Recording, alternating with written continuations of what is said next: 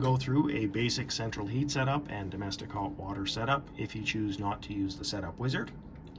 On the home screen here, you're going to start by pressing menu. Be aware that if the screen has gone to sleep, you may have to press the button twice. We're going to scroll down to our tech menu and press enter. And now you're going to select what you would like to set up first, central heating setup or domestic. We'll go into central heat first, press enter. We can choose our settings for zone 1. We would like to set our maximum temperature, so let's adjust this, and for this application we'll set it at 160 degrees. Press enter to save your setting.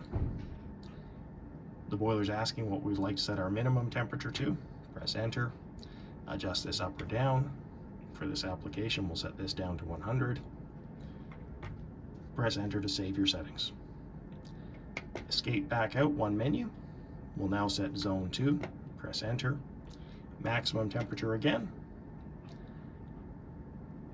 You don't have to set zones 1 and 2 with different temperatures, but it is an option that's available to you.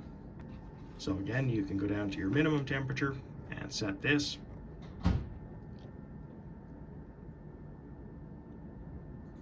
Press enter to save your setting. Hit escape to go back. If you would like to turn outdoor reset on or off, you can do so on this page by going into here.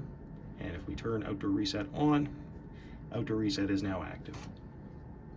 Next up, we'll go to our domestic hot water setup. Press enter. First thing we would like to select is our domestic hot water mode.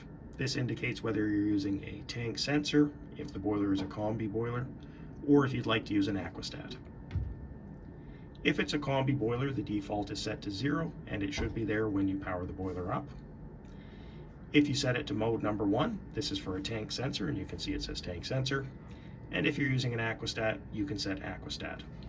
If you buy a heating only product, the default setting is aquastat, and you will be required to change it to tank sensor if you're using a tank sensor.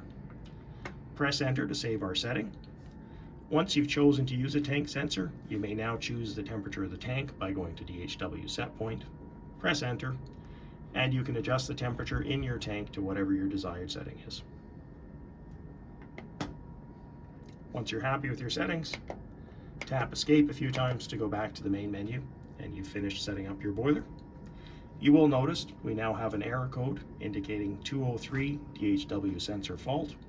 We've configured the boiler to look for a domestic hot water sensor, but have not yet hooked it up.